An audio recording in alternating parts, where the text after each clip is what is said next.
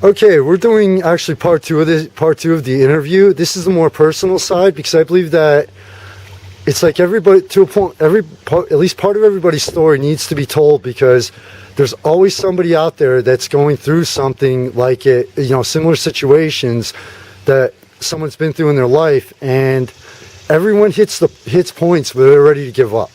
I don't, whether they admit it or not. Everybody hits points where it's like they just feel like they don't have anything left and they're ready to give up. I've been there, everybody has. And sometimes if you hear the actual real story, not the cut edited reality TV crap that we live in now, but if you get the actual true unedited version, that it might make a difference and say, hey, you know what? If they, there are reasons to keep going. There are reasons to keep fighting.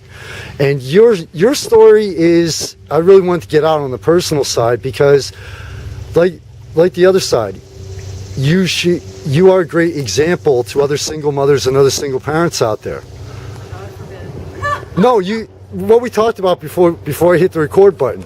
You are you're a great example because you're showing, your daughters and other kids that guess what? You can go after your dreams and what you want in life. Hold on 1 second. I didn't do it. I'm innocent. At least I don't think it's on the internet. Yes, I am recording this. I like to throw in humor every once in a while. So Julie, you're a single mother. Okay, let's start with that. Still, yes. Okay, you're a single mother. Let's start with that, okay? And also, the reason why I wanted to do the swimsuit, to be honest, is the swimsuit part will catch a lot of people's attention, but the interview part is the focus of it. So it's a strange, almost like a social experiment. That was cool. I like that. This is what I meant earlier, where it's like, just be yourself. If you want to be silly for a few minutes. I mean, yesterday I did a post of the one photo of the crew from WXLV, and I was like, this photo is brought to you by absolutely no one. I did like a little commercial. It's like, okay, the next time I'll be silly is August of 3014. Oh, okay. So, but yeah. You got your dose of silly. Yeah, so, being a single mother, the cliche is it's a single parent is not easy, but it's a hell of a lot more than a cliche, especially when you combine the fact that you work very hard at your business. You've had, you had your business at one point. You worked as a waitress in a local restaurant. Plus, you are very passionate, and your actions, about being an activist for the environment. So, you take that combination. There's only 24 hours in a day. I know. So what's it like? And just tell us, give a quick rundown of your story and like how you think, like how your daughters tell you that, like I know they have to look up to you.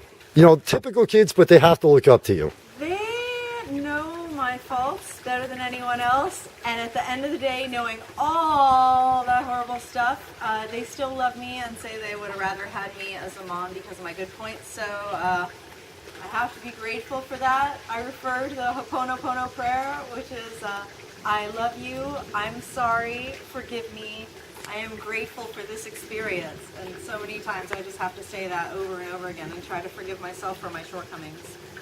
It's called being human. It's something that I don't like about myself, but unfortunately we are. So like I said, the combination, it can't be easy doing all three. Being a good parent, having working hard at your business to make it a huge success, and also being an activist. That can't be easy by a long shot. No, I mean, before activism, when my kids were 13 and under, I worked overtime at Lehigh Country Club for 8 years, and I was in a band. Semi-professionally, so that would be nice. What was the band's name? I'm just curious. When they hired me, it was called Strange Ways, and then we changed it to Smokin' Baby Doll, which was my favorite, and then we changed it to Scarlet, and then a cover band hired me called Ego Fix, and then by the end of that, they called themselves Copycats with Bill Lacaze, which was like terrible. But that kind of makes sense, going from an ego to a copycat. That transition makes sense. Same songs, different names. So, but keep going. Yeah, so I mean, those years were tough. I was always gretzing about having to be I was homeschooling my children up through 4th and 5th grade. I was mother, father, chief cook and bottle washer, bill payer, waitress, and musician, singer and keyboardist. And then I saw Gasland and became concerned with fracking and clean water advocacy, which bloomed into greater concern for extreme energy extractions, how it affects climate, and the climate crisis, and trying to create a world where we run on renewable energy and live more sustainably. Well, that would also be more, the environment and things like that would be more important to you than some people, because you want to make this world a better place for your kids. Of course, yeah. I mean, there are plenty of single people who are advocating for the environment as well, but it doesn't hurt to have some skin in the game, I can tell you that. Yeah. And a lot of people, it's, again, one of the many cliches where make this world better for a future generation, but a lot of parents probably don't even think about that to a great extent, where it's like, hey, look, when I'm gone, my kids are being in their 30s, 40s or whatever, and it's like, what form of immortality am I going to leave behind that they will still, when they're in their 60s, still look up to me for? I think we have to look to indigenous wisdom and how they were more connected to the land base, and they felt that, they were children of the earth. They feel that we are children of the earth. So to get back to that sensibility, to decentralize and relocalize, I think that's the big thing. When you start making these large bureaucracies and it's like one size fits all, people don't get taken care of. They get processed like things. So we've got to buck that whole trend. As soon as you institutionalize something, you get corruption, waste, nepotism, graft.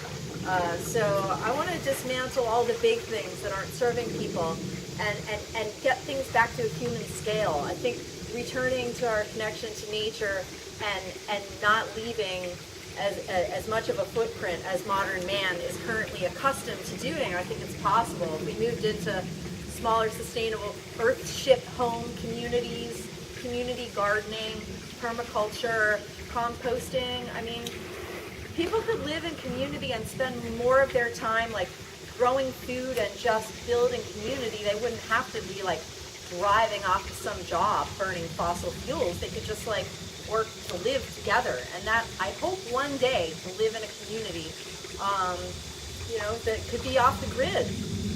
That's my dream. So now, do you? I have some more decades, hopefully. So we'll see where I can go. Now, when you start talking like that, forgive me for saying it this way, okay? But when you start, talking about the environment and everything, do your kids ever be like, "Come on, Mom, we've heard it 100 times"? Are they ever? No, I just have to. I'm just curious. Maybe every once in a while. I mean, because I do have like some pet ways of explaining things that I like refer back to. Yeah. Because I know it's effective. So and that, hopefully you didn't take offense at the question. No, not at all. No. Normally they're so like cheering for me in their hearts because they know the truth of what we're talking about, that they just hold space for that truth and they're not like rolling their eyes. They're really into it. I remember cool. I remember in the winter, Cara was like, my oldest, she's 19, she just graduated. Congratulations. Said, we haven't gone to a fractivist rally for a while, Mom. We need to do something like that as a family. I really miss it. I was like, yes, that's my kid. Oh man, if I would ever have one, or if I would have had one, mine would be more like, Dad, I can't remember the last time we chatted online. Just because that's. Sometimes my kids are upstairs and I'm downstairs and we'll like Facebook each other, or Laura will even text me. So we're guilty. Hey, my wife and I did that. I can remember with my wife Lori and I'd be sitting against, my desk would be against one wall. Hers would be like, 45 degree angle against another one. And, I'd just be like kind of like working on a project or something. All of a sudden I get this message. "Hi, hon, how are you?" And we're literally like 3 feet apart. Well, that's silly. No, but it was something cool that we did, Yeah, well, if you're playing, that's fine. Yeah, so yeah, my kid would be like, So Dad, when are you going to start getting back into 3D graphics design, helping to create the next reality? So it's like, yeah, but I do understand it, So now, again, it's like I can't stress this enough. You have a lot going on at any time. I mean, the fact that you could take time for this interview just with your schedule, I'm grateful for. But how do you how do you find a way to balance everything though? Because it's got, you hear people say about, okay, work, school, taking the kids to their games and things, and they're like, that's almost impossible to balance. But you have three completely different things here. Well, luckily, my children are young adults now, so I have a 17 and a 19.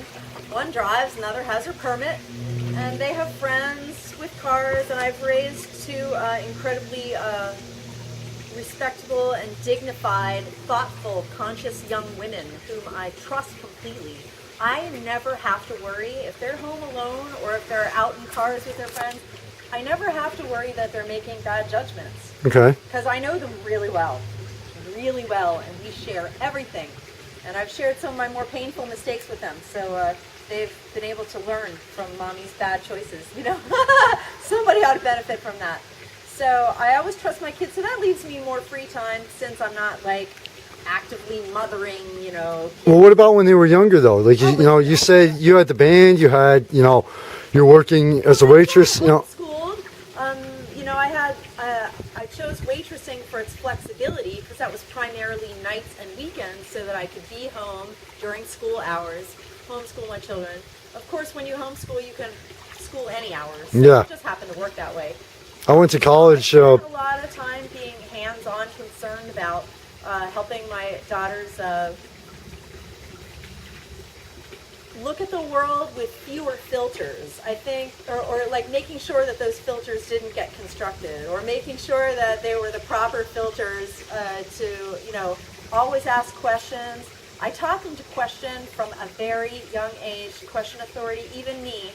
And I knew that I would be paying for that, and I'm happy to pay the price for that, because no one will ever intimidate my daughters or make them think that they're not good enough to make a decision or to think for themselves, because that's what education is. It's not memorizing facts and figures or learning a particular math or science, as helpful as they can be. In general, you're only really educated if you've learned to think, to inquire, to read, to compare, to contrast, analyze, evaluate, integrate, and synthesize. Those are the highest levels of thinking.